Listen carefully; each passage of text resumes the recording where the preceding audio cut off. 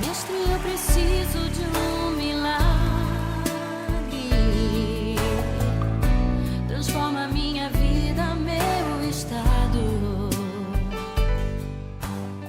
Boa tarde, tudo bem? É com muita alegria que o capítulo 4, através do apoio feminino da DONEP, recebe todas vocês aqui nessa tarde. Sejam todas muito bem-vindas. Agora eu gostaria de chamar a Cristina Soares para as saudações iniciais. Boa tarde, meninas. Eu quero, em primeiro lugar, agradecer a Deus por estar nos permitindo e propiciando mais um encontro da DONEP. Agradeço a presença de cada uma de vocês, pelo carinho, muitas aqui sempre prestigiam os nossos eventos. Muito obrigada de coração. Eu falo em nome da diretoria do apoio e, com certeza, todas nós estamos muito alegres em tê-las aqui. Eu gostaria de também agradecer a Rita e pedir que a Rita viesse aqui rapidinho. A Rita, com muito carinho, aceitou o nosso convite de hoje, né? Falar um pouco do muito que Deus tem feito na vida dela, da sua família. E eu já vou aproveitar, chamando a Rita aqui, entregar uma lembrancinha do capítulo a ela. Por isso que eu pedi que ela levantasse. Então, aproveitando. Ritinha, que Deus te abençoe. Obrigada, pelo carinho, viu? Obrigada a todas. Obrigada, Rita. Tem mais um aqui. Esse é um cheirinho para casa. Depois tu abre. É um cheirinho. Qual é a mulher que não gosta de cheirinho, né, gurias? Que delícia, né? Eu quero ler um texto para vocês. Eu gosto muito desse texto. Tá? E ele diz assim: e todos nós, que com a face descoberta contemplamos a glória do Senhor, segundo a sua imagem, estamos sendo transformados com glória cada vez maior, a qual vem do Senhor, que é o Espírito. Eu tenho convicção, gurias, que nessa tarde, né, depois do testemunho que a Rita vai contar para todas nós, nós não vamos sair daqui como nós entramos. Eu tenho essa certeza. Né? Então, eu peço assim, ó, que vocês abram o seu coração, abrem os ouvidos também, a sua mente, e deixe o Espírito Santo trabalhar nos seus corações através do testemunho da Rita. Porque, como eu disse, o Espírito Santo é que transforma, mas nós temos que permitir que ele faça essa transformação nas nossas vidas. Tá, gurias? Então, assim, ó, mais uma vez agradeço e quero assim que vocês desfrutem dessa tarde, né? Nós vamos ter depois da degustação do chá, né, e dos comes, a palestra. E depois vocês podem ficar à vontade conversando, né, trocando experiências, enfim. Tá bom? Muito obrigada, então.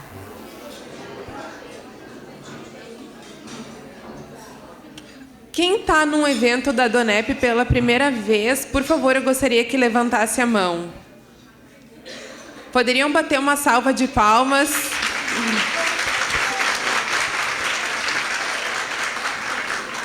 Eu sei que muitas não sabem o que é a DONEP, então eu vou explicar para vocês. A DONEP ela é uma associação sem fins lucrativos, fundada em 1952, na Califórnia. Com o passar do tempo, o trabalho cresceu e ela se espalhou pelos 5 continentes em mais de 130 países. E hoje, no Brasil, a DONEP conta com mais de 1.500 capítulos, sendo capítulo o nome dos núcleos que nós damos em cada cidade. O chá que vocês participam hoje, ele é realizado pelo capítulo 4 da DONEP, através do apoio feminino. Essa associação ela reúne empresários, empresárias, profissionais liberais, enfim, ela reúne líderes de nossa sociedade. E existe para que esses amigos compartilhem conosco as suas vitórias, seus testemunhos, seu sucesso. E os palestrantes da DONEP, eles não são remunerados. E é por amor que eles compartilham conosco seus testemunhos. A DONEP é uma associação e quem deseja se associar, basta procurar por alguém da diretoria. A Adonep, ela edita as revistas A Voz e A Resposta, elas que estão sobre a mesa de vocês, e são presente do nosso capítulo para cada uma. Nessas revistas contam com 4 depoimentos de mulheres e homens que foram transformados pelo poder de Deus. São depoimentos muito parecidos com o que nós vamos assistir agora. O nosso capítulo tem um site, que é www.adonep.com. E no site vocês encontram artigos de liderança, encontram os DVDs dos eventos anteriores, e além de outros artigos e testemunhos. Na contracapa das revistas tem o nosso endereço do site. E a Adonep também ela tem um canal na TV, que é o canal 6 da NET. Nós temos também a livraria da Adonep, ali atrás, que vocês encontram livros editados pela própria Adonep e encontram também os DVDs dos outros eventos. Hoje, nós recomendamos o livro chamado O Povo Mais Feliz da Terra, que conta a história da Adonep. Aproveita a nossa livraria também para estar presenteando amigos e amigas que eu tenho certeza que vão ser muito edificados com a leitura. Curtam esse evento, porque eu tenho certeza que vocês não vão sair daqui da mesma forma como vocês entraram. Agora chegamos no momento mais importante do nosso chá. Eu vou chamar a nossa palestrante de hoje, a Rita de Cássia de Matos Costa, design de interiores no Rio de Janeiro, esposa do José Roberto e mãe da Marcela e do João.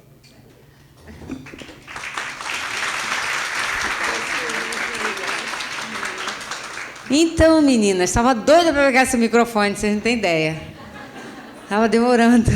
Esse chá não acaba, não?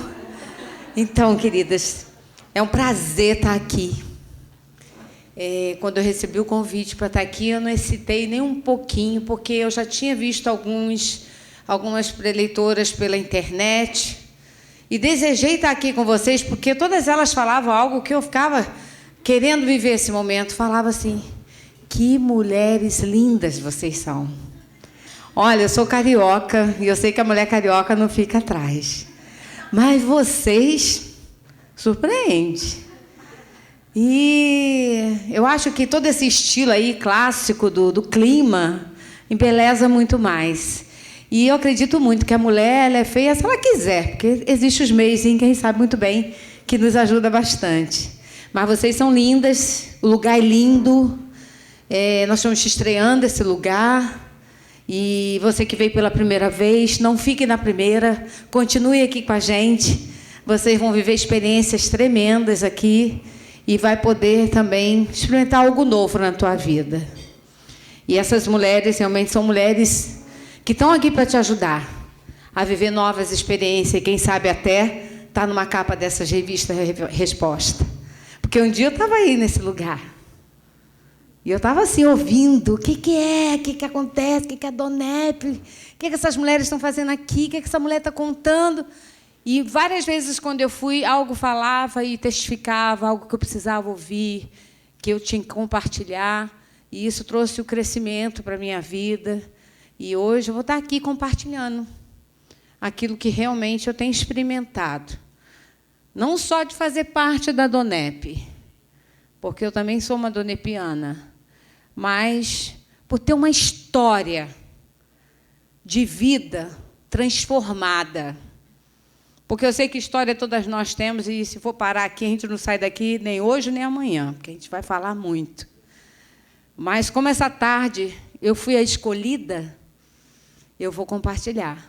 E para que vocês entendam um pouquinho mais, eu já fui apresentada, além de ser a Rita, a esposa da Roberta, mãe do João e da Marcela. Eu também sou decoradora de design de interiores. Tem esse lado da minha profissão. Também sou fundadora de uma ONG que fez 9 anos agora, voltado para criança e adolescente. Trabalho a prostituição e a violência contra crianças e adolescentes.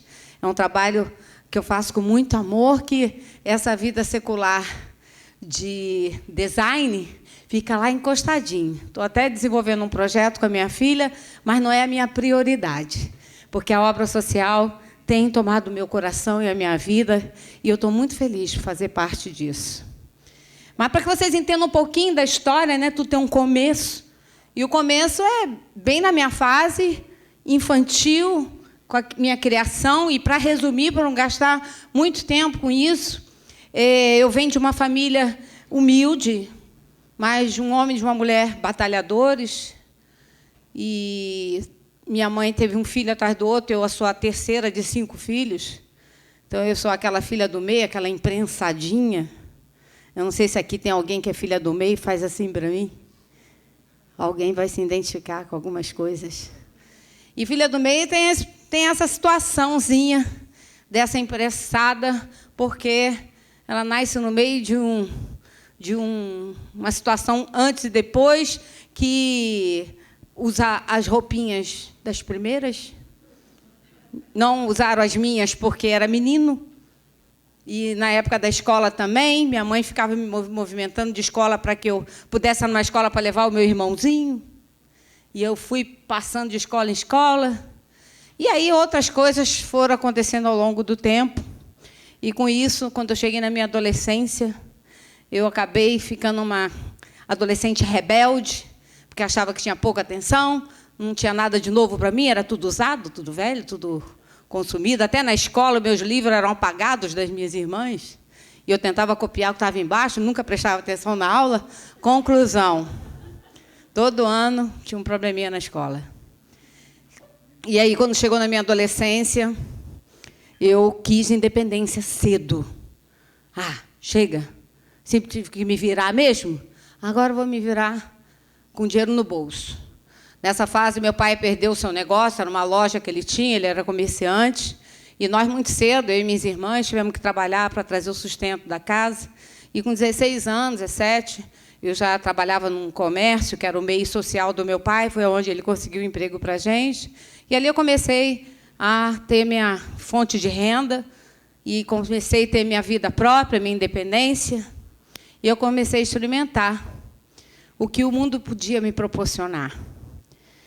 E, ao longo dessa caminhada, fui tendo as minhas decepções também, porque meus envolvimentos não me trouxeram muitas alegrias, muitas frustrações, e ali eu fui desenvolvendo uma vida assim, meia tribulada.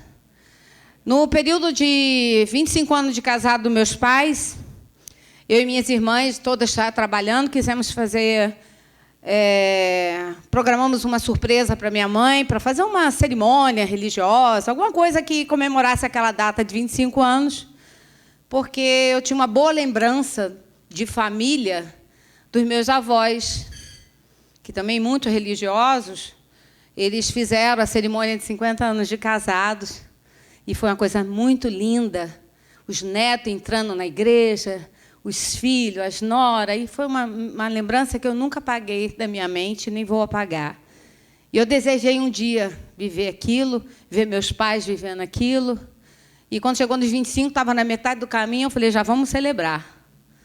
E, assim, me juntei com as minhas irmãs, e tudo em surpresa. E, quando nós fomos comunicar para minha mãe que a gente estava organizando isso, nem fui comunicar, eu fui comunicada de que a relação deles estava chegando ao fim. Minha mãe, devido a ter um filho atrás do outro, se anulou muito. E acabou que, quando ela teve uma experiência secular, ela se deslumbrou, e realmente o casamento não foi algo que a sustentou. E ela tem a separação, ela e meu pai, e, com isso, desestruturou toda essa família. Não fizemos a cerimônia e não conseguimos dar continuidade à família unida. E ali começou a desunião entre a gente. Minhas irmãs já namoravam, eu, para variar, com minhas decepções amorosas.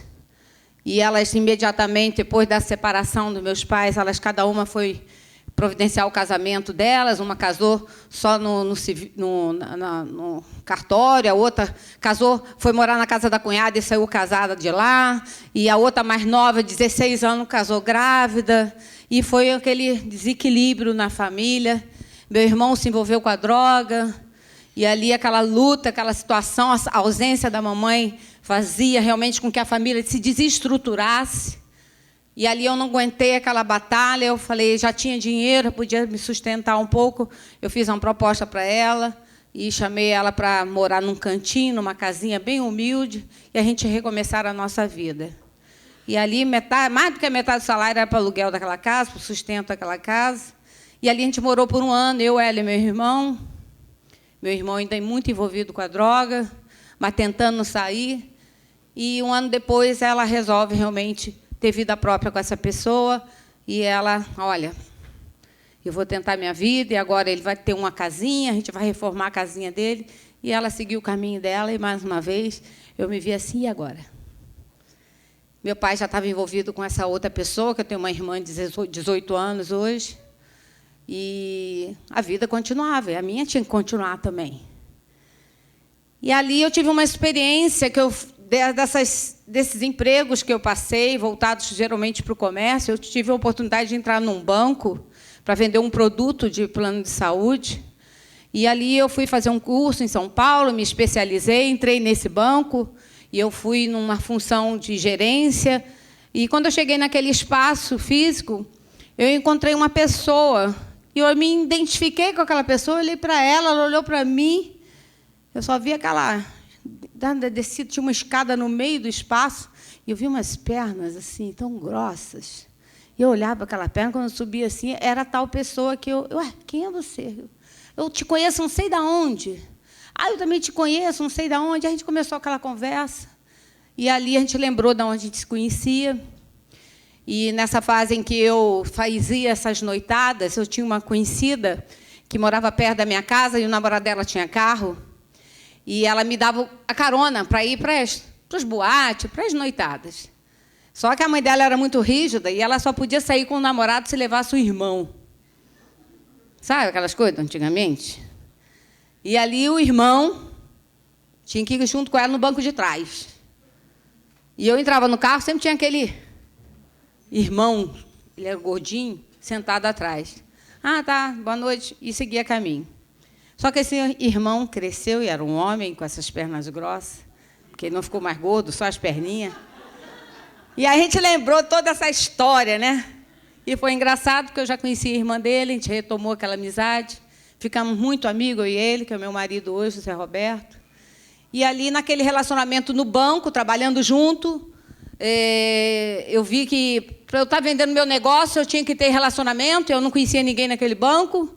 E aí eu fiz uma proposta para ele, que ele era um funcionário antigo ali, e fiz um negocinho com ele. Eu falei assim, olha só, todo cliente que vai lá na minha mesa para fechar negócio, eu não ganho nada, porque eu ganho meu salário fixo.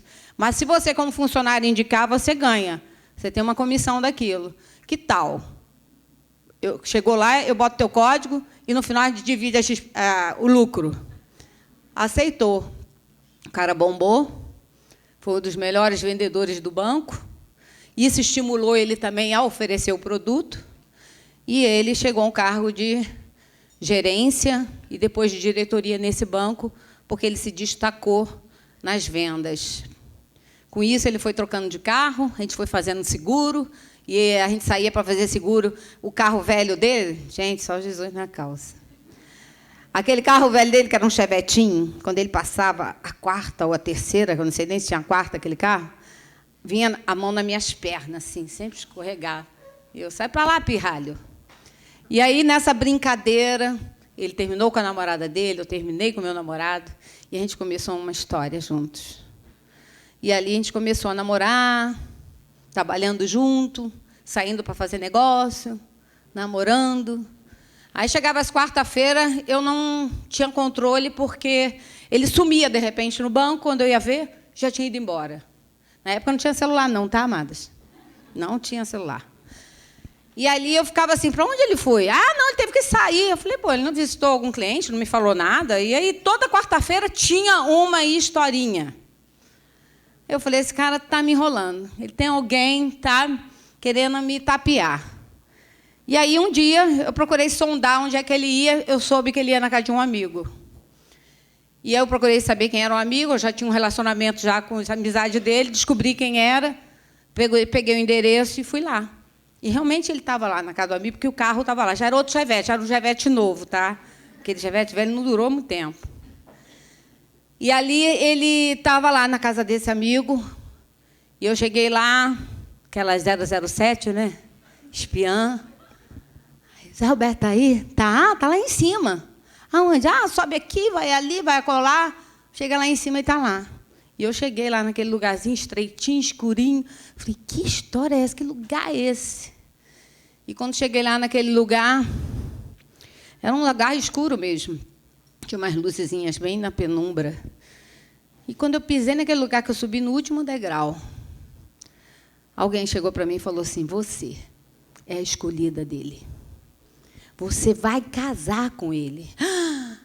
Tudo que eu precisava ouvir. Já estava com meus 25 anos, já era para titia mesmo, minhas irmãs, cada uma com 2 filhos. Eu já estava me sentindo para titia. E eu falei, poxa, tudo que eu preciso, casar. Ter alguém que me assuma. E caiu muito bem aquela história para mim. E quando eu cheguei, comecei a frequentar aquele lugar, era um lugar que faziam rituais espirituais. E eu comecei a me interessar por aquele lugar, porque falou algo que eu gostei de ouvir.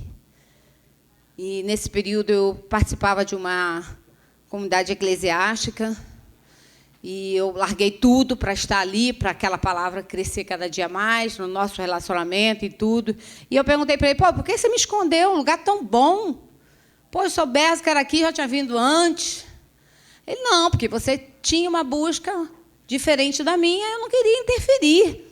Eu tinha vergonha, não sabia como é que você ia reagir. Eu que nada. E, realmente, quando eu comecei a participar dessas comunidades eclesiásticas, eu fui sem entendimento. Porque, como eu contei para vocês, na minha infância, por não parar em escola, eu não fazia parte aqueles ensinos que tem bíblico, né, que é catecismo, alguma coisa assim que faz a primeira comunhão. Todos os meus irmãos fizeram, mas eu nunca fiz, porque eu chegava na escola, tinha tido. Chegava na outra, ia começar, e eu não ficava até o final da escola. E aí eu nunca tinha passado por aquilo. Eu me lembro até hoje. Nos meus 15 anos da minha irmã, que é a mais velha, nós fomos as daminhas que ficavam, né, aquelas 15 meninas, vestidinhas todas iguais. Uma coisa linda. E, naquele dia, na hora da cerimônia, que ela participa, às 15 tinham que estar participando com ela numa fila para receber um alimento que aquela comunidade dava.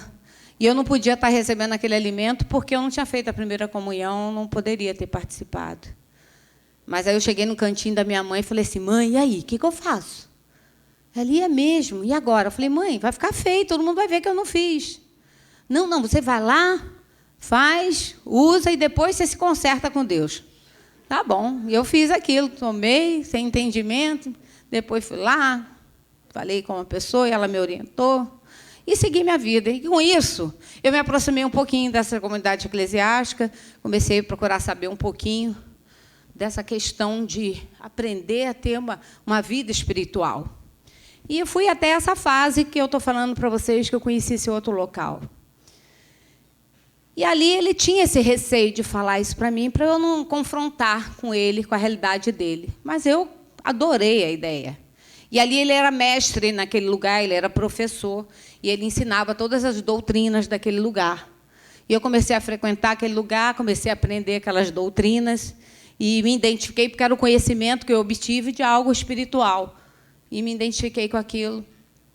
E aí, ao longo do nosso namoro, a gente foi tendo alguns probleminhas pessoais.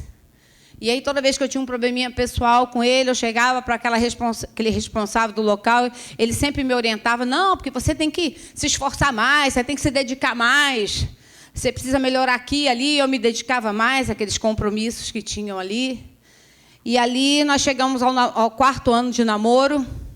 Hoje nós temos 27 anos de casado, e 4 anos de namoro são 31 anos de convivência. E ali eu comecei a planejar o casamento, nos casamos, dentro de todos os rituais que aquele local nos exigia, porque eu tinha um histórico já da situação da minha mãe, que eu queria muito que o meu casamento fosse para sempre, não queria viver o que eu experimentei da minha família.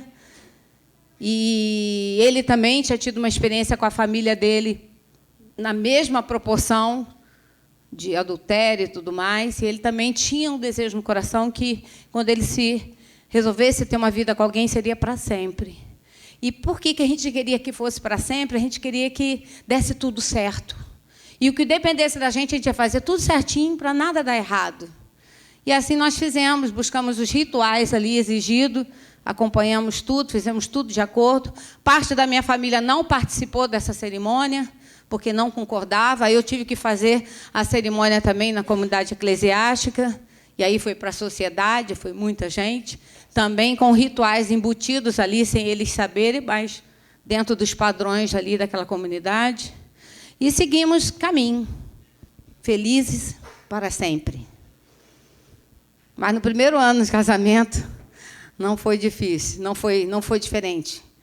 Com 4 meses de casada, eu comecei a ter problemas com ele, porque ele era muito da noite, ele gostava muito de noitada. Eu já tinha vivido essa fase da minha vida. A gente tem diferença de 4 anos, mas se você olhar na foto depois, ninguém diz. Cabecinha branca, ninguém diz. Mas lá, quando era pirralho, a diferença era grande. Ali, ele começou a querer ter aquelas noitadas. Eu queria, já casei, agora eu quero sossegar, né? Quero ter família, quero ter estrutura para ter uma família tranquila. E ali que foi exatamente o que aconteceu.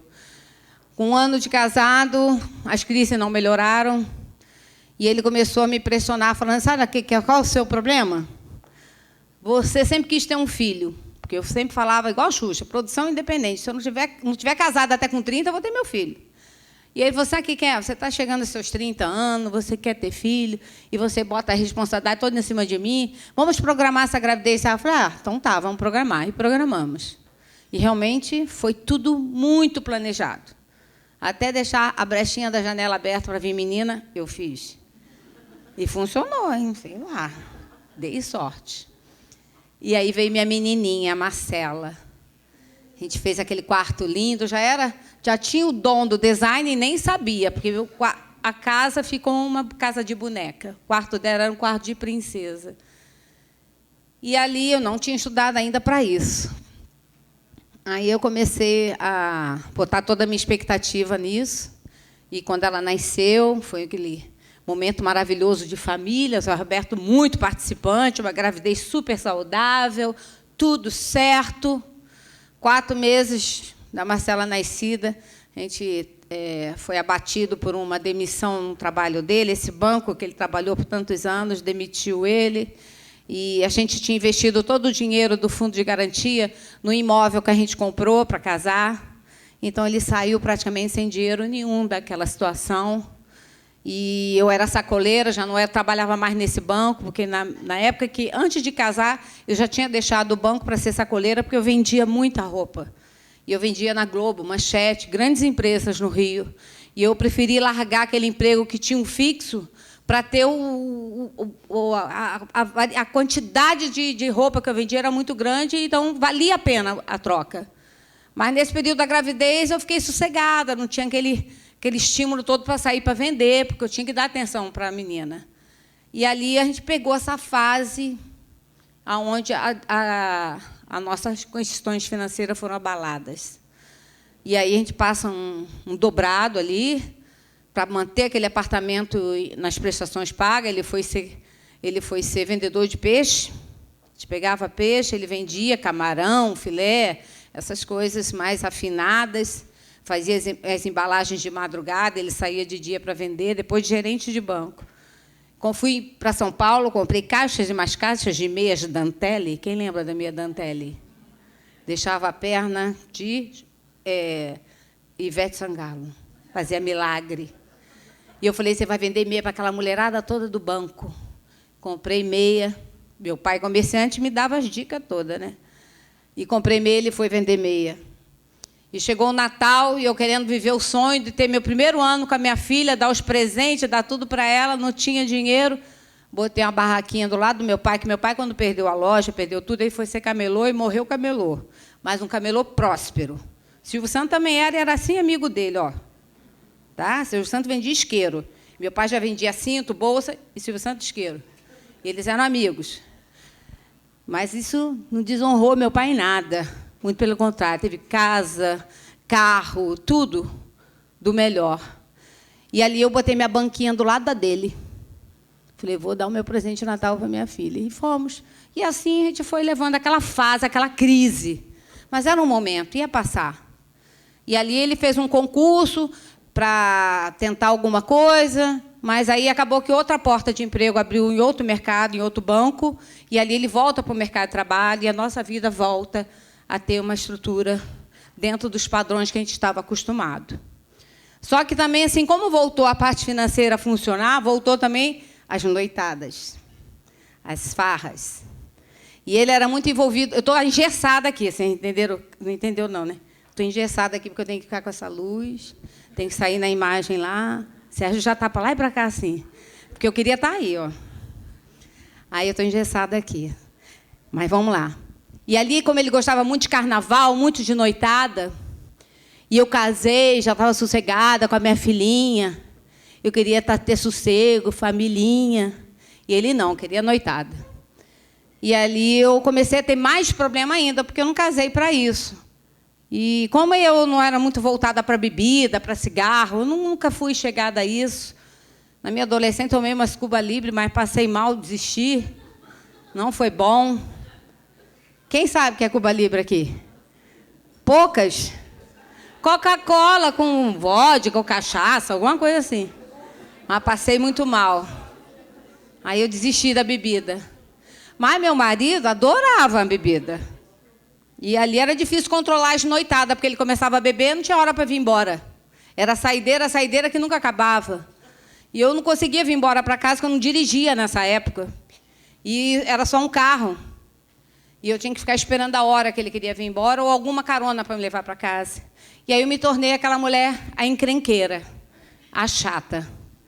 E diante das amizades, do nosso relacionamento, eu sempre era aquela chata que queria ir embora, porque era a única que não bebia, não fazia nada.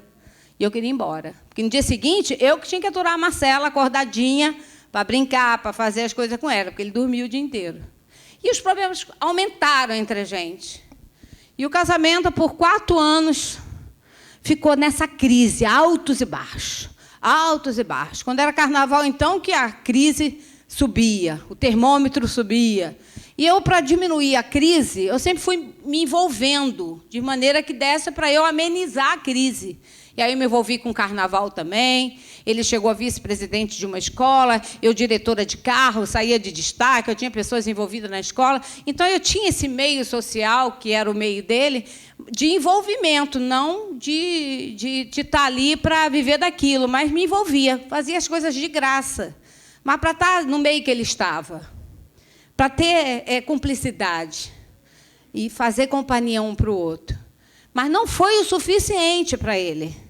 E aí eu fui para aquela entidade buscar orientação. Falei, olha, casei, fiz tudo direitinho, mas, olha, não sai da crise. Ah, tá, realmente, eu estou percebendo, o Zé Roberto é muito evoluído. Ah, é? E o que eu tenho que fazer? Não, você tem que evoluir. Aí eu falei, o que eu faço? Você faz isso, assim, se assar, passou a receita, eu fiz. E aí, onde ele desenvolveu a espiritualidade dele, ele era muito bem conceituado, e eu comecei a ficar do lado dele também, sendo bem conceituada. E ali começou outro nível de confusãozinha, de competiçãozinha.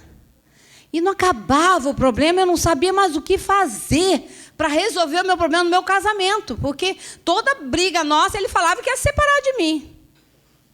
Vou separar de você porque não dá, porque você não me acompanha, porque você é assim, porque você é assado, todo mundo fala de você. Eu falei, o que eu vou fazer para resolver o meu problema? Porque eu não queria me separar.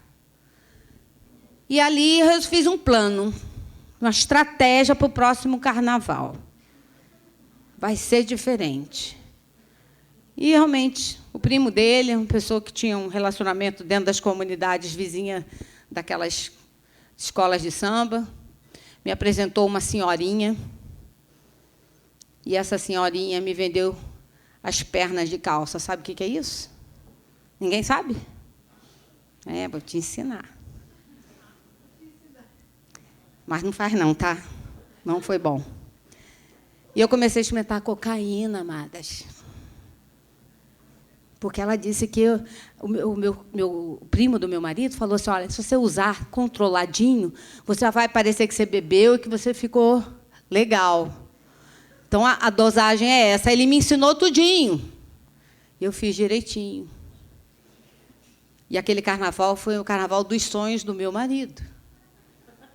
E eu fiz tudo bonitinho. Saí até de destaque no lugar da mulher do presidente da escola, porque a mulher tomou um coma alcoólico, não conseguiu botar roupa, o cara apontou para mim, sobe, quando eu subi, o cara botou a roupa dela toda em mim, ela calçava 35, eu calço 38. Alguma coisa aconteceu ali que era mistério, e eu fui no lugar da mulher. Meu cunhado, não muito satisfeito, que ele ficava a madrugada toda vendo os programas na televisão, ele falou assim, Rita, seu nome saiu errado. Estava lá, Beth, não sei o quê. Aí eu falei, não, querida, eu que vim no lugar da mulher mesmo. Era você! Era você mesmo. E, pois é, isso está na internet, não procurem. Não procurem, nem vou falar o nome da escola. E eu dei nas tamancas ali. E ele ficou realizado. A mulher dele estava de destaque, a mulher dele estava participando, eu estava simpática, eu abraçava, eu beijava. Passou o carnaval. E eu, e aí? O que você achou? Você foi a mulher dos meus sonhos. É essa mulher que eu quero para mim. Nós não temos mais problema. Acabamos com o nosso problema. Eu falei, acabamos mesmo. Aí sentei e falei assim, olha, vou te dizer o que foi. Ele já tinha sido usuário de cocaína na adolescência dele. Mas ele já tinha se libertado, não estava mais nisso, só ficou com a bebida e o cigarro. E aí, quando eu contei para ele, ele falou assim, olha, isso não é bom. Isso vai te viciar. Você nunca foi viciada com nada. Isso vai... Falei, não, porque eu já estou usando já tem um tempinho, você nem percebeu. Eu estou controlada e não vai passar disso. Só que a gente agora vai ter vida social. Ah, é? Então tá, você que sabe. Na verdade, ele não estava nem aí, ó. A verdade é essa. Eu que me ferrasse. E ali, resolvido o problema, né? Saindo de uma crise. Passam-se 2 semaninhas. Tinha que descer a colega, menstruação, e não desceu. Faz um exame. Quem foi pegar o resultado? Zé Roberto. E volta para mim e fala, você está grávida. Eu falei, ai, não. Meus planos todos por água abaixo. E o pior, uma gravidez depois de usar droga. O que vai dar nessa gravidez? Fomos para as entidades espirituais que a gente servia. Não pode tirar, não. Você vai ter que carregar essa cruz. É sua. Eu falei, e agora? Os pesadelos começaram, a perturbação na mente, eu e ele. A gente já não queria... Ele botava a culpa em mim, eu botava a culpa nele. Foi por causa de você que eu fui para experimentar isso. E agora eu vou ter um filho deficiente por sua causa. E aí o problema aumentou. Falei, o que eu faço da minha vida? Demorei a procurar um especialista, já se passava de 3 meses, quando eu soube que tinha um exame que podia fazer para tirar o fantasma da nossa cabeça, se tinha deficiência ou não nessa criança. E aí, quando o médico explicou, a decisão era nossa. Que ele falou assim, olha, essa criança ela pode estar normal aí dentro, e pelo fato de você invadir e fazer esse exame, que era uma agulha que ia lá no umbigo e afetava lá a bolsa e o líquido, e se você fizer isso, você pode agredir ao feto, e o feto vir a ter alguma complicação em cima disso. Então, vocês decidem. Nós levamos 24 horas para decidir, decidimos não fazer, e assumir aquela criança do jeito que ela viesse. E para se preparar para achar e pensar que você teria um filho deficiente. E a gente já tinha tido uma experiência que lá no local onde a gente frequentava tinha uma criança assim. E a gente via a luta daquele pai, daquela família com aquela criança. E ali nós decidimos, vamos deixar o barco correr.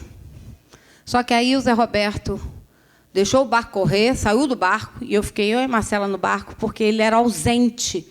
Ele não chegava perto dessa barriga. Eu, sozinha, gerando aquela criança dentro daquela batalha, culpando até aquela situação, porque eu podia estar melhor.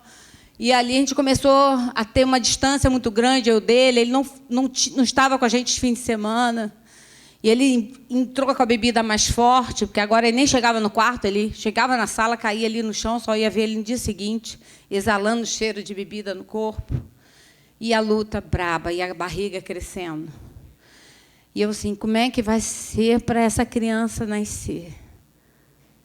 E uma das coisas que eu quis fazer para tentar amenizar o problema de lembranças que poderiam ficar para essa criança foi programar a chegada dele com a filmagem que eu tinha feito com a Marcela, porque a Marcela foi tão programada que eu contratei empresa para filmar o parto, para filmar o quarto, para fazer tudo. Então, eu falei, sabe uma coisa? Eu vou filmar. Porque, pelo menos, vai ficar uma boa lembrança positiva dele. A irmã participando, o pai, eu. Porque amanhã ou depois eles crescem, um fica jogando na cara do outro. Eu tive, você não teve, aquelas coisas de irmão. Falei assim, não, eu vou fazer.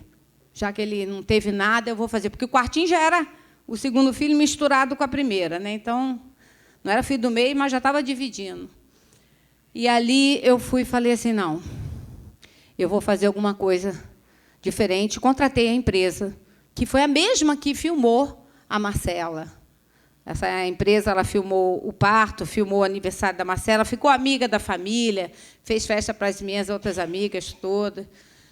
E ali eu contratei ela. Quando eu fui falar a data da cesárea, que era uma cesárea, quando eu fui falar a data, ela falou assim, Rita, se for essa data vai dar tudo certo, porque eu vou estar chegando de uma viagem, vou estar fora do país. Então, se for tudo certinho, eu falei, não, vai ser tudo certinho, minhas gravidez nunca foi parto normal, sempre cesárea, sempre organizei tudinho, sempre deu direitinho, que a Marcela foi assim, toda programadinha. Aí ela, então tá, então eu vou estar aqui. Mas caso eu não esteja, eu vou deixar uma conhecida minha que faz um trabalho desse também, de filmar parto, e vou deixar o nome dela, o contato dela, para qualquer eventualidade. Tá bom. Próximo do parto, das datas para estar acontecendo, eu pedi ao Zé Roberto que aquele fim de semana ele fizesse algo diferente com a gente, porque eu precisava registrar algumas fotos. E ele ficou. E eu falei assim, olha, essa semana você não vai à quadra, fica com a gente, tira foto, registra esse momento. Ele, tá bom, vou ficar. E ele ficou. Chegou no sábado, a gente almoçou, lanchou. Quando foi chegando a noitinha, a Marcela deu soninho, fui botar ela para dormir, que eu estava com um pouquinho de dor nas costas. Quando eu botei ela para dormir, eu cochilei um pouquinho. Quando eu acordei, cadê o Zé Roberto? Já tinha batido perna. E eu fiquei muito furiosa com aquilo, porque tinha sido um acordo. E aí eu fiquei no sofá esperando ele chegar. 3h30 da manhã ele chegou. E eu já estava explodindo de raiva. E a gente foi discutir. E no que a gente foi discutir, ele falou, olha, você quer saber? Os planos são esses. Essa criança vai nascer e eu estou saindo de casa, porque não dá mais. Eu falei, mas e os nossos sonhos? De nosso casamento não acontecer como aconteceu com seu pai, com sua mãe, com a minha? Não, não dá. Olha, a gente tentou, mas, olha, não vai dar mesmo. Eu já estou com tudo armado. Já estou com tudo planejado. Eu falei, ah, é? Você está? Aí me aborreci, me estressei. Me aborreci quando ele falou que já estava com tudo organizado. E me aborreci, a criança deu aquela mexida na barriga, travou tudo. E, quando eu percebi, a bolsa tinha estourado. E, no que estourou a bolsa, havia aquele pânico. Na hora, ele não tinha passado por essa experiência, nem eu, nem ele, porque a Marcela não foi assim. E aí, com aquele corre-corre, liga para cá, liga para lá, ligamos para o médico. O médico, não, tranquilo, tem tantas horas ainda para fazer o parto, vão para o hospital tranquilo, chama as pessoas, o anestesista, as pessoas que querem chamar, mas vai dar tempo. Mas aí ninguém dorme nessa noite, né? E amanheceu o dia, nós fomos para o hospital, e ligamos para tal pessoa que, por um acaso, viera precisar antecipar. Ligamos para ela, olha, o parto vai ser antecipado, você pode fazer? Posso, estou indo para o hospital. Ela chegou lá no hospital, chegou lá, a gente já estava no quarto, e a brincadeira era o seguinte, a família toda sabia das crises. E todo mundo foi para o hospital para ver o quê, porque o Roberto já tinha contado o plano dele para todo mundo, eu só fiquei sabendo naquela madrugada, mas todo mundo já sabia. E todo mundo queria ver se ele ia ter coragem de fazer o que ele falou. E ele estava naquele nível de álcool que exalava pelo corpo. E a brincadeira era essa. Rita nem precisa ser anestesiada, que um bafo do Zé Roberto, ela está anestesiada. A brincadeira era essa, o nível da bebida. E ali a gente entrou no centro cirúrgico, mas antes a gente teve uma conversinha, assim, rapidinha. E eu até perguntei para essa pessoa, que eu conheci ela na hora, a Jussara, porque a questão era, que lua nós estamos? Porque quando era data tal, a lua seria tal. Como antecipou, que lua nós estamos? E a menina, não sei que lua. Eu perguntava, você sabe que lua é ela? Não, não sei. Aí eu falei assim, e agora? Como é que vai ser? E a gente ficou sem saber que lua era. Aí, para que é que a gente queria a lua? E ela ouviu a nossa conversa. Porque a gente ia dar aquele bebê para aquela espiritualidade qual a gente seguia. Consagrar. Para que o mal não chegasse até aquela criança. E ela ouviu essa conversa. E ela entrou no banheiro. E ela chegou no banheiro. Ela falou com Deus. E ela falou, Senhor, eu estou aqui a trabalho, mas, acima de tudo, eu sou tua serva. Eu não posso ouvir uma conversa dessa e achar que está tudo bem. Faz algo, Senhor. Me usa. Eu não vi nada, sabia de nada. Ela foi para o centro cirúrgico com a gente. Quem fez cesárea aqui sabe que tem um pano assim na tua frente, você não vê nada que está acontecendo lá, você só ouve os barulhinhos. Ela ficou do outro lado, meu marido na minha cabeceira, dando as baforadas dele, porque ele queria ver se essa criança vinha deficiente. Então, ele ficou lá, porque na Marcela ele não entrou, não. Ele não podia sentir cheiro de éter, que ele desmaiava. E aí ele entrou. E o que aconteceu? Na hora do parto, ela preparou o zoom da máquina, e no momento que essa criança sai da minha barriga, ela estende a mão, faz uma oração e entrega essa criança ao Senhor Jesus. Quebra com todo o pacto que pudesse vir a ser feito e ainda profetiza que, através dessa criança, toda essa família viria a conhecer esse Deus vivo. Não vi nada, não sei de nada. Eu só queria saber se o neném estava bem. E o Zé Alberto, está tudo bem, neném está bem, então posso dormir. Tomei anestesia, só acordei no quarto. Ficamos 3 dias no hospital, fomos para casa. Nada de falar que ia embora. O milagre já estava acontecendo ali. Tá bom. Chegou o carnaval, que meu filho nasce nas vésperas do carnaval. Falei, Zé Alberto, faz o seguinte, fica na casa da sua mãe, que é aqui pertinho. Porque era assim, 15 fantasias na minha varanda. E era um entra e sai de gente, bebida para cá e para lá, com criança pequena, não ia rolar. Falei, fica na casa da sua mãe, eu fico aqui, para não ter esse problema de fuso horário. E ele fez assim. E aí, uma semana depois, acabou o carnaval, ele está voltando para casa. E eu já estava com aquela fita, né, gravada, VHS. E ele fala assim, começa a botar roupa na mala, roupa na mala, roupa na mala. Eu falei, para onde a gente vai? Ué, você sabe que todo carnaval eu tiro férias. É verdade, mas eu não fiz minhas malas. Não, você não vai fazer. Aí eu falei, como eu não vou fazer? Não, dessa vez eu vou viajar sozinho. Você lembra daquela conversa que a gente teve? Pois é, eu estou botando meu plano em ação. Eu falei assim, eu não acredito que você vai fazer isso. Não, é verdade, eu não sinto mais nada por você, nosso relacionamento acabou, eu vou tentar minha vida, você vai tentar a sua, não vai te faltar nada, porque eu quero tudo para os meus filhos. Essa criança, ela está saudável, ela não tem problema, então você vai ter vida normal e eu também. E eu vou tentar minha vida, você tenta a sua. Segunda-feira o advogado vem aí e vai acertar os detalhes do divórcio. Eu não acreditei que eu estava vivendo aquele momento da minha vida. E ali ele fechou a porta e foi embora. E eu vi aquele buraco na minha frente. Uma criança de 4 anos agarrada na minha perna, outro de 10 dias no meu colo, meu peito todo empedrado. Eu falei, não acredito que eu estou vivendo isso. E aí a sensação de morte chega fácil nessa hora. Você quer acabar com a sua vida, porque você não quer encarar uma sociedade. Você não quer encarar a parente, você não quer encarar a luta, você quer sumir. E eu estava tentando fazer um plano rápido para ver como é que eu ia fazer isso. Toco o telefone. Não, o telefone nessa hora eu não vou atender. Toco o telefone, eu vou lá atender, de má vontade. Aí era, oi, Rita, tudo bem? Jussara. Ah, tá. Olha, e aí, gostou do vídeo? Tá bom? Olha, ainda não editei, não. Você pode trocar, botar o que você quiser, não sei o quê. Eu falei, peraí, não dá, não estou a fim de falar sobre isso agora. Aí ela, com uma voz muito estranha, ela, o que houve? Está com uma vozinha triste. Eu falei, minha filha, você não sabe o que aconteceu. Meu marido acabou de sair de casa com 2 malas, dizendo que o advogado vem segunda-feira. Eu não tenho condição de falar disso com você. E comecei a falar em cima da mulher. A mulher, calma, calma, calma, do outro lado do telefone. Rita, calma. Olha, eu não tenho nada que eu vou falar aqui que vai trazer consolo para você, que vai te acalmar. Mas eu sei quem pode te ajudar. Você sabe quem pode me ajudar? Sim. Aí, amada, abre um parênteses aí. Porque eu sempre busquei ajuda realmente nas minhas crises de casamento. E eu ia lá naquelas mulheres, eu trago o seu amor de volta em 3 dias. Você ouviu falar? As cartomantezinhas? E eu fazia esses trabalhinhos nas nossas crises. E eu falei assim, é quem? Para ouvir o nome, quem era, porque Niterói é pequenininho, todo mundo se conhece, eu conheço tudo. Para saber se eu conhecia ou se era alguém nova.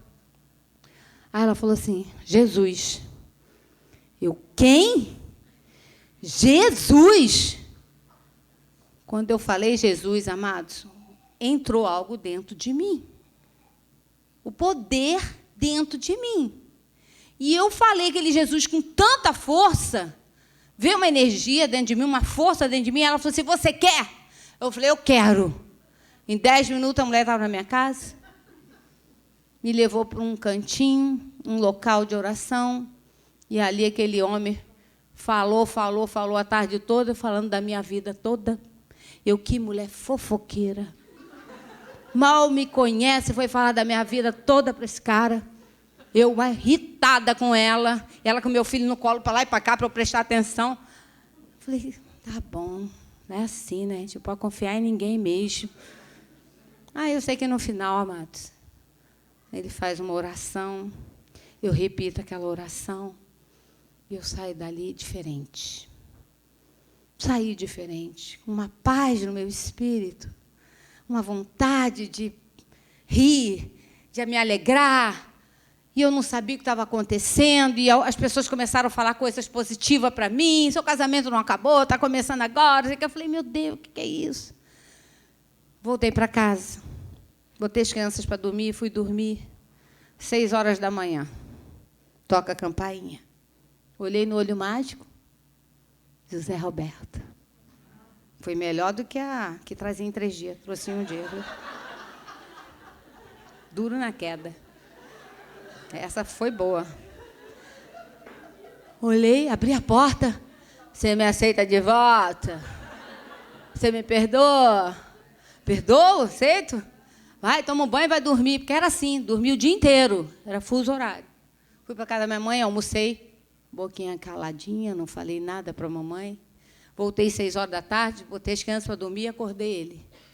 Zé, a gente tem que conversar. O que eu estou fazendo aqui? Você se aproveitou de mim. Aí eu contei. Que eu abri o olho do mágico, vi ele pediu uma chance, não sei o quê. Você se aproveitou do meu estado. Eu falei, não, olha só. Senta aí, vamos conversar. Porque ele já queria ir embora, sair pela porta fora. Eu falei, não, senta aí, que hoje a gente vai conversar. Todas as nossas crises, quem pedia uma chance era ele. Sempre era ele que pedia. Mas dessa vez era eu que estava pedindo. Eu falei, senta aqui, porque eu vou te contar uma coisa. Olha só. Ontem, eu fui no lugar tal, e eu aceitei Jesus. Você ficou maluca. Pirou mesmo. Agora você está doida mesmo. Aí eu falei assim, não, calma. E agora eu entreguei o nosso problema para a pessoa certa, que vai resolver. Porque eu já tinha feito de tudo, mas você não sabe da missa o terço. Aí ele falou assim, é? Eu falei assim, você me dá essa chance? De eu mudar, mostrar que vale a pena?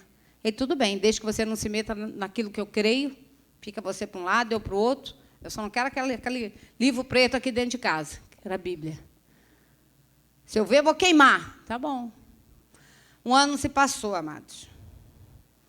Eu aprendi a ler a Bíblia no banheiro, no trono, no lugar certo. Sou filha do rei. Lá no trono eu aprendi a Bíblia. Por 8 meses, meu marido ficou no Alcoólicos Anônimos. Ele concordou em ir buscar um tratamento. E ali a nossa vida tentando voltar ao normal. Pelo menos pai já tinha dentro de casa. Não tinha aquela... Sabe? Um dia quase que eu taquei o aquário nele. Com peixe e tudo. Então, aquela guerra tinha amenizado. as coisas estavam se arrumando. Mas ele ainda não estava aí inteiro comigo. Ele estava estranho. Ele não era o mesmo da época do namoro, do nosso relacionamento, quando a fase era boa. E ali ele começou a fazer planos de novo. Próximo carnaval, ano depois, passamos aquele carnaval, fui fazer um retiro, fui passar o carnaval fora, não fiquei em casa. E quando eu estou lá à noite, nesse carnaval, o João não dormiu a noite toda, chorando, chorando. Eu falei, sabe uma coisa, eu vou embora, porque eu não deixei ninguém da casa dormir com a criança. Vamos embora, eu vou para casa. Quando cheguei em casa, encontrei meu marido todo enfaixado nos braços. Ele tinha voltado a beber naquele carnaval, que no AA fala que caiu, né? E ele deixou a bebida tomar conta dele, e ele tentou suicídio, cortando os pulsos num arame farpado. E ali o primo dele chegou na hora e livrou ele, fez o curativo, e ele estava em casa dessa forma. E eu entendi porque eu estava voltando para casa naquele dia. E ali eu me preocupei mais ainda com ele. Passaram alguns dias, ele chegou para mim e falou assim, eu tenho que conversar sério com você. Eu falei, o que houve? Olha só, você está uma mulher diferente, você está mais calma, eu estou vendo a mudança em você. Graças a Deus, nosso filho não tem nada. Mas, olha só, eu estou tentando todas as minhas forças, eu não estou conseguindo. Você não me merece, você merece ser feliz, assim como eu mereço ser feliz, eu quero minha liberdade, não sei o quê. Aquela conversa de forma diferente, mas era a mesma. Falei, não acredito. Ele, não, porque dessa vez já aluguei um apartamento para morar eu e fulano, 2 padrinhos de casamento nossos. E eu estou indo morar com ele. Deixa eu ir. E eu me desesperei. Aí procurei Jussara. Jussara! Zé Roberto fez isso. Calma, Rita. Pegamos um texto bíblico, meditamos, e Deus falava que eu precisava deixar Deus ser Deus e eu confiar nele, porque Ele estava no controle de tudo. E ali eu voltei para casa e falei, tudo bem, é isso que você quer? É. Então vai. Aí ele, me empresta a sua Bíblia? Eu falei, não. A Bíblia é minha arma de guerra, e eu vou ter que ficar com ela. Foi trabalhar no dia seguinte, não conseguiu trabalhar. Chorou o dia todo, uma funcionária lá, chega perto dele, vê que ele não almoçou com os colegas, estava vazio, todo mundo saiu para almoçar e ele estava lá. Ela levou ele para um cantinho de sala de reunião, começou a ouvir um pouquinho ele falou, olha, tudo que eu queria era minha liberdade. Hoje eu tenho e estou sentindo que eu não estou feliz. O que eu fiz da minha vida? E ela começou a falar de Jesus para ele também, porque era uma serva do Senhor. E ela começou a falar de Jesus para ele, falando que tinha jeito, que o casamento não estava perdido, que era nessa hora que tinha que botar o peso na balança, analisar o que valia a pena, o que não valia, porque ele pensou que ia ser feliz e não estava sendo. E ali, naquele dia, ele vai a uma oração também com ela e entrega a vida dele para Jesus. E ali começou um novo tempo na vida dele. Amados, eu quero dizer para vocês o seguinte. Deus me ensinou muito nesse período de luta. Mas, quando eu dei um passo para Jesus, Ele me ensinou a ter armas para vencer as minhas batalhas. E a arma poderosa que nós temos é a oração. E a oração não são vãs palavras repetidas, é uma intimidade com Deus. E eu comecei a conhecer Deus, não de ouvir falar, de andar com Ele. E ali, por 4 meses, Deus também começou a manifestar o amor dele na vida do meu marido. E ali ele começou a ter uma experiência também de conhecer a Bíblia, de começar a ver os valores, o que era certo, o que era errado. Nós ficamos grandes amigos, aqueles amigos que nós éramos no banco, no início da nossa amizade. Voltou naquela fase, e eu entendia os problemas dele, ele entendia os meus, e a gente começou a se dar muito bem. E ali, 4 meses se passaram, e ele tomou um dia, era Dia das Mães, e ele falou assim, olha, esse dia eu vou tirar o dia para passar com você e as crianças, você prepara tudo, a gente vai almoçar fora. E a gente sim fez, foi eu, ele e as crianças, e passamos o dia juntos. E, no final do dia, ele falou assim, olha, eu não comprei nenhum presente para você. Ele já tinha subido comigo, que o João estava dormindo, me ajudou a botar as crianças na cama. Ele falou assim, olha, não comprei nenhum presente, mas, aliás, eu tenho um negócio lá no carro, vou lá buscar para você. Quando ele desceu, quando ele voltou, as malas de volta, e estava voltando para casa, perguntando se eu aceitava ele realmente de volta. E ali ele voltou para casa, Ele pediu aquela chance e nós nos demos essa chance. E ali ele abriu todo o segredo durante esses 2 anos que ele estava vivendo. Ele tinha um relacionamento paralelo e aquela relação estava pressionando ele a tomar decisões. E na hora que ele tomou a decisão, que ele estava livre para viver com aquela pessoa, ele conheceu a Bíblia e a Bíblia mostrou para ele o que era certo, o que era errado. E ele fez a opção também de terminar aquele relacionamento e poder estar livre para tomar a decisão certa. E aquele dia estava voltando para casa, a gente se perdoou, e ali a gente começou uma caminhada com Deus. Deus nos tirou do Rio de Janeiro, nos levou para Recife, morei 7 anos lá, e lá a gente começou a ter um envolvimento maior ainda com essa palavra, buscar conhecer realmente. E uma coisa eu quero falar para vocês, minha linda, minhas lindas, é que eu era realmente uma ovelha rebelde. O apelido que a minha mãe me dava era ovelha negra. Ah, essa aí é a ovelha negra. A que me dá mais trabalho, é a mais rebelde, é a mais isso, é a mais preguiçosa, é a mais isso, é a mais aquilo.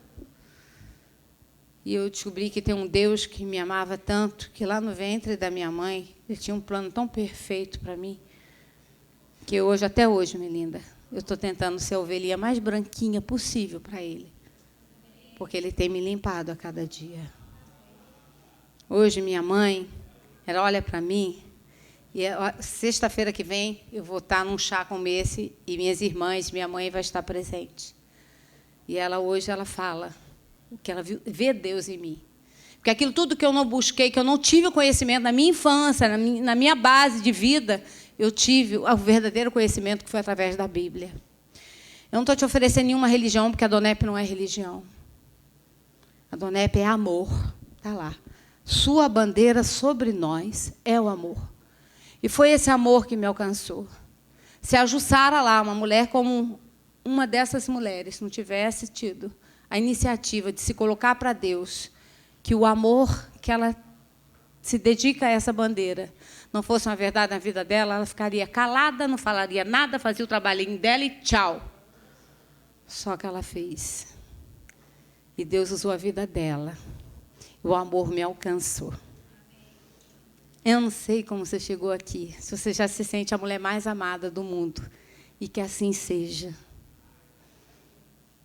Mas se você entrou aqui com algum tipo de carência, ou alguma dificuldade, ou querendo conhecer esse Deus vivo, esse Deus que fala, esse Deus que se move, esse Deus que transforma situações, que é o Deus do impossível, eu posso te dizer, Ele é real. Ele é mais real do que essa cadeira que você está sentada, essa mesa que você está aí. É mais real do que isso. Porque aquele Deus que se apresentou para mim por aquele telefone era um Deus que eu não tinha intimidade. Era um Deus que eu não conhecia. Mas um Deus que me alcançou com o seu amor no momento da minha dificuldade. E existe um versículo bíblico que diz que Jesus veio para os oprimidos, os cansados, os que não acreditavam mais, para tirar o fardo pesado e colocar o fardo leve dele, por amor. E, amado, o que eu quero te oferecer nessa tarde é o amor de Deus. Porque esse amor de Deus também está na Bíblia. Gente, ali vem de Bíblia. Eu ganhei uma linda agora da mulher. Aquele presente que ela me deu, uma Bíblia. É o melhor presente que você pode ter, o melhor livro. Eu gosto de ler, mas a Bíblia, hoje, para mim, eu vim no avião lendo. E as pessoas olham assim, né? O que essa mulher está lendo aí? Ainda há um preconceito. Mas eu vim lendo algo que depois eu vou falar com vocês sobre o livro de Atos. Que história linda, as histórias são verdadeiras, são reais, porque eu hoje sou uma história bíblica. Esse Deus se apresentou para mim como Deus invisível, mas um Deus real, que mudou e atendeu e está atendendo até hoje o desejo do meu coração. Eu já passei dos 25 anos, né? Porque minha mãe não chegou. Eu já passei, minhas irmãs estão passando. E hoje eu estou aqui para dizer que vale a pena. Eu queria que o louvor tocasse, porque tem um louvor que essa letra vai falar ao teu coração. Porque eu aprendi a ser uma mulher de oração. Uma mulher para ser considerada uma mulher de Deus. Uma mulher que tem algo para falar. Algo que foi vivenciado. Algo que Deus mudou. Não foi o homem, não foi minha mãe, não foi meu pai, não foi o Zé Roberto. Não foi. Foi o amor de Deus que mudou a minha história e tem mudado. Minha filha hoje tem 25 anos, é casada, 3 anos de casada. Meu braço direito. O João tem 21 anos, é um rapaz lindo. Meu marido hoje, ele está lá em Londres. Está abrindo um capítulo desse lá na Inglaterra. Um homem de Deus. E hoje eu estou aqui contando a minha vida para vocês. Uma vida que não já tinha acabado. Para mim eu estava dando um ponto final para ela.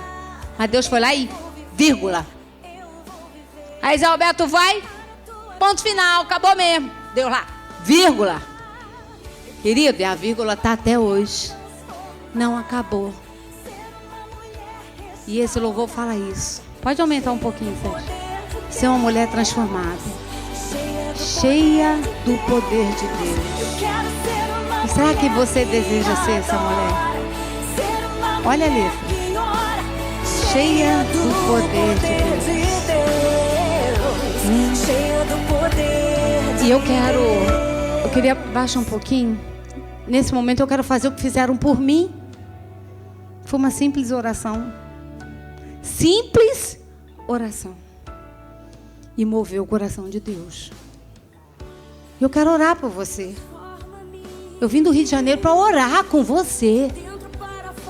Porque eu creio que eu tenho essa oração que vem do coração de Deus para você. Porque esse amor aqui, ó, não cabe mais dentro do meu coração.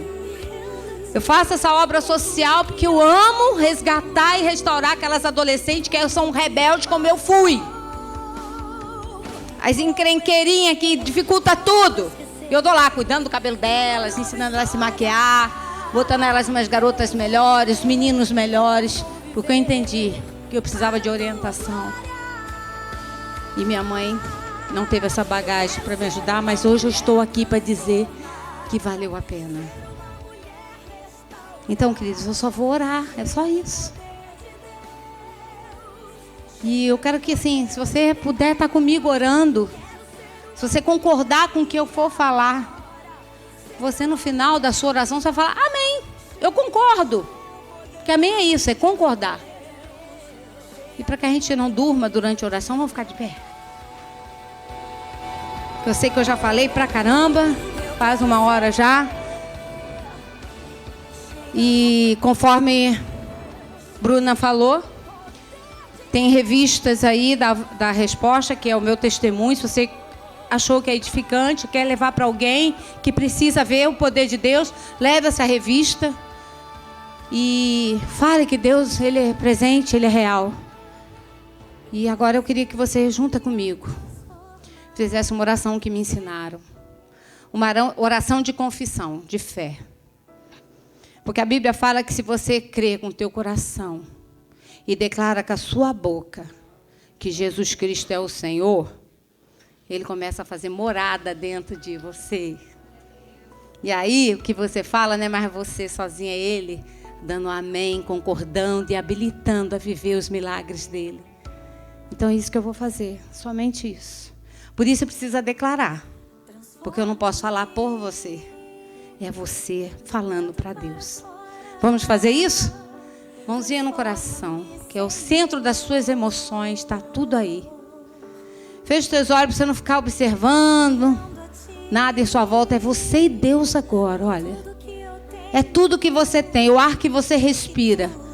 E o tudo que você já viveu até hoje.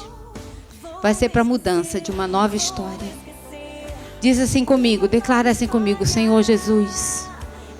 Eu estou aqui para declarar que eu te reconheço como Filho de Deus, o Senhor dos Senhores.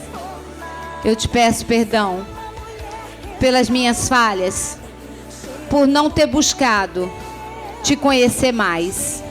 Mas a partir de agora, eu abro o meu coração para que você more, para que você me ensine tudo a seu respeito. Eu peço perdão pelos meus pecados. Cuida de mim, Jesus. Eu preciso de você. Completa a tua história na minha vida. Aonde eu coloquei um ponto, muda. Coloca a tua vírgula e faz o que tu tem para fazer. Eu te agradeço por essa oportunidade de confessar Jesus Cristo como meu Senhor. Muda a minha história. Eu te peço, em nome de Jesus. Amém? Amém? Tá ligado? Simples desse jeito. Deus é simples. Nós é que complicamos. É dessa forma. É falar o que está no teu coração. E assim as coisas vão mudar. Eu tenho uma lembrancinha aqui para vocês. As minhas amadas vão me ajudar. Que vão vir muitas aqui na frente querer lembrancinha. Essa lembrancinha diz aqui, ó. Agora você faz parte do povo mais feliz da terra. Eu não te falei que naquela hora veio uma alegria dentro de mim, que eu não contive mais? Essa oração faz isso, ela rompe situações que nós nem imaginamos. E aí você vai fazer parte desse povo mais feliz da terra.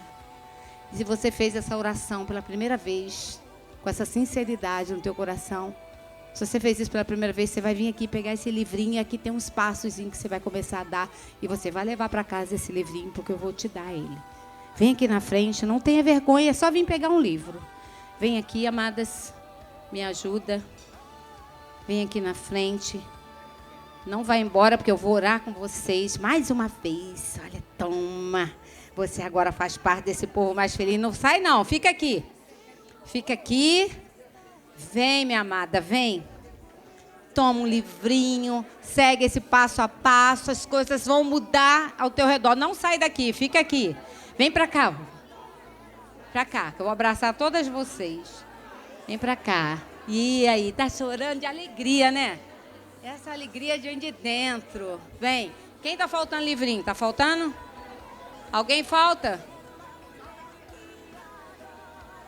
Então vem cá. Quero deixar assim a bênção do Senhor sobre a sua vida. A porção que eu tenho alcançado dele, eu quero compartilhar com vocês. Porque é uma nova história. E o Senhor vai fazer grandes coisas. Hoje eu vivo aquilo que eu nem pedi ao Senhor. Não pedi. Mas hoje eu vivo. Porque o fato de estar aqui eu não pedi. Mas eu estou aqui. Porque é assim que ele faz. É um novo tempo, uma nova história. Novos valores. Eu não sei o que Deus vai fazer na vida de vocês. Mas ele tem planos. E o primeiro passo você já deu. Confiar, entregar. E deixar que ele seja Deus. Porque eu tive meu momento de decisão. De querer, não, agora eu quero que você fique agarradinho aqui comigo, que eu vou me sujeitar a tudo para você. Mas não, eu falei, não, você é livre. E ali Deus alcançou ele. Muitas vezes a gente está assim, a gente entrega e puxa de volta. Entrega e puxa de volta. A gente entrega a Deus e puxa. Você quer resolver do nosso jeito? Não, confia. Confia e descansar. Então, queridos, em nome de Jesus, eu sei que algo novo Deus já está fazendo aqui. Já tem um exército aí com você, Cris.